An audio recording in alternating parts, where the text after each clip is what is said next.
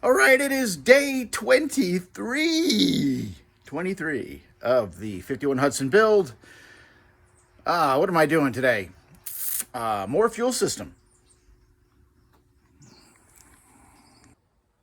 And keeping with the low to no dollar budget, here's what I'm starting with. This is a set of fuel lines taken from same type of vehicle the gas tank came from, a 94 to 96 B-body, either a wagon or a hardtop, rather a sedan. Don't remember. It was just in my stash. But yeah, I'm going to try to make this work. I have started routing the lines. Plug into the factory sending unit, factory fuel lines, have them routed up out of the way, around the shocks, rubber hose on them in certain spots, keep them from rubbing, and then I got some loom there to keep them from rubbing. Put a factory style clamp there to hold the lines. Brand new fuel filter, Rock Auto. And then the fuel lines will run along the side of the frame rail here and up to the engine. And this is where the rear brake line is going to run too. So I think I may get that done as well, so I can get all this clamp work done here. And then I got to look up top and see how long these lines are and if I got to shorten them. I know these fuel lines are actually going to be too long. So the original ends had this weird loop in them. So I just cut that off. I'll probably still have to shorten them up a little more. But I'm going to feed them up behind the engine like they were in the Escalade. And then remove these ends and put them on the hoses.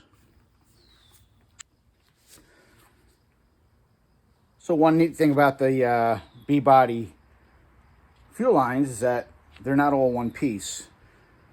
They go along the frame rail and then they actually split into two halves. So the section that runs up to the engine, you can just hold in your hand, shorten it as needed, and change the fittings. The original fitting, all I'll do is take an X-Acto knife or blade, whatever, and slice the tube and pry it apart, and the fitting will come right out, and now you can reuse it. All right, the fittings are replaced. I didn't video it because it's over where I do it at my press, which is no light.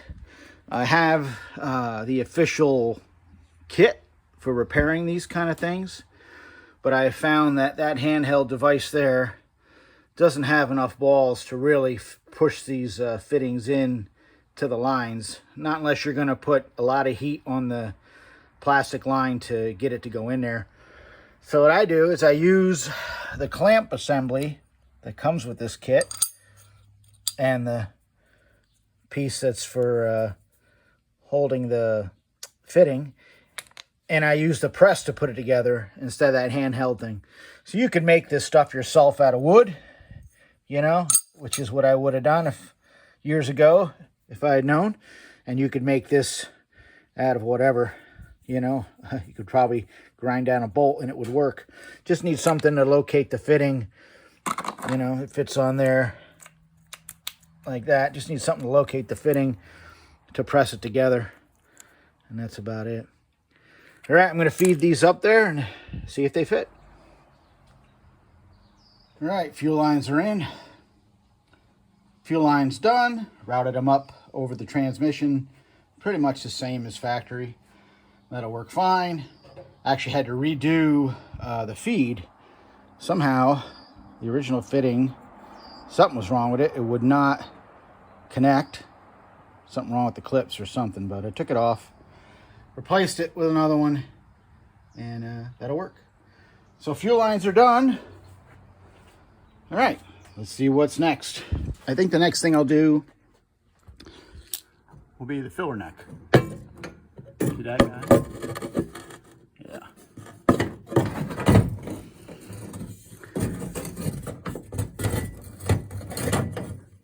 This is the wagon filler neck. I think I'll start chopping this up, and with some other pipes, can make this work.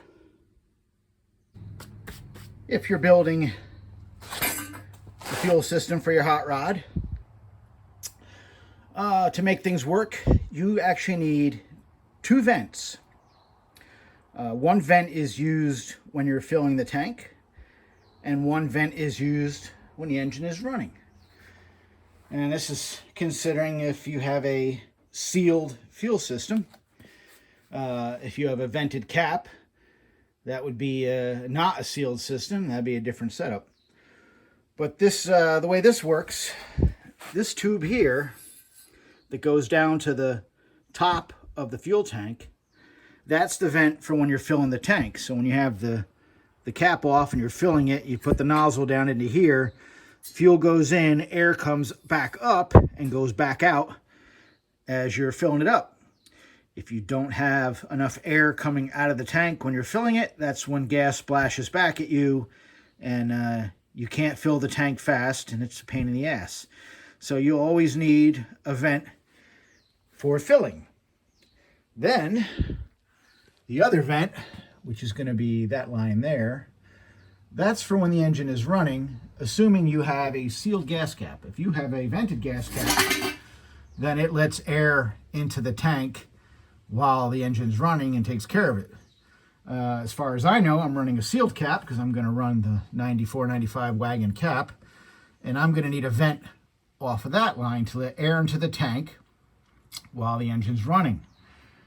Now, normally I run a charcoal canister off of that and then tie to the evap solenoid. Well, I did that on the LT1 engines because that was OBD1, and I could make the evap system continue to work even though it was a standalone. OBD2 uses extra inputs to the PCM to fire the evap solenoid, like fuel tank level, tank pressure, things that I don't have. Now, I did see a video online where somebody said that you could just hook this right up to the evap solenoid, even in a standalone, and the computer would be running that evap solenoid at idle. I have yet to prove that. I don't believe it. I think the PCM needs to know fuel level and such before it'll do anything, because I know for a fact it will not run the evap test if you have more than 3/4 of a tank of fuel. So if the PCM doesn't know how much gas you have, I don't see how it's going to run that test. I don't know. I'll have to prove it to myself. But for now, I am going to run a different kind of vent off that line, and I'll get to that when I get to it. Well, might as well do this now. No time like the present. This is what I'm going to be using for my vent. I got to clean it off. It's dirty. But what this is a one-way check from a 3rd or 4th gen F-body. Had it laying around, and what it does is it lets air in, and it doesn't open up to let fumes out unless the tank goes over enough pressure to release the spring-loaded poppet in there. If you see, there's a spring in there, and that would bleed off pressure from the tank.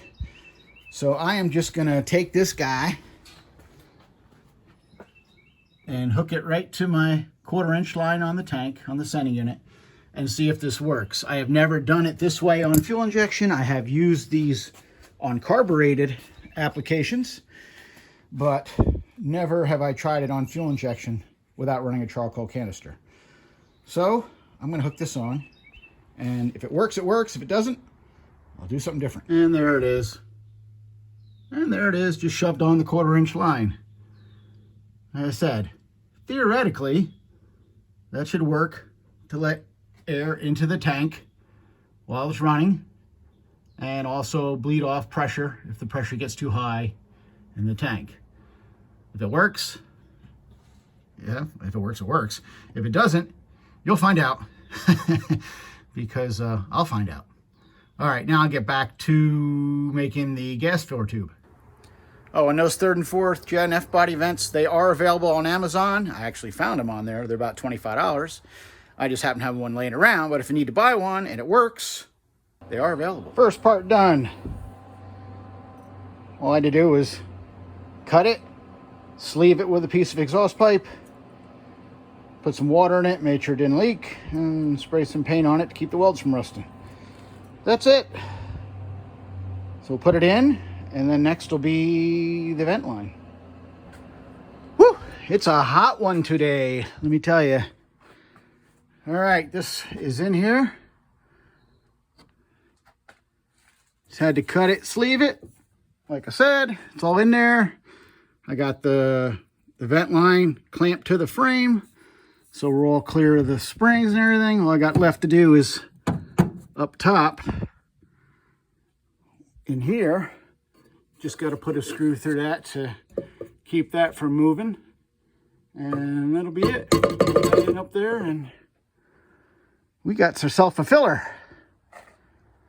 All good. Found a cap. Put the original, what do you want to call it, rubber seal there, just to keep any gas that spills out of the trunk. And I sealed up all around the filler tube with butyl tape as well. Good to go. We have a gas tap. So that is it. All right, that is it for day 23. I am burned out. It is so humid. I think I'm on my third shirt. I'm sweating like mad. It is humid. Holy crap, it is humid. But that's good. Fuel system is done. I think I still have to do some body wirings before I can start this. And then we get on to engine and transmission wiring. And I'm going to do something that I have never done before. So that should be interesting. See you on the next one.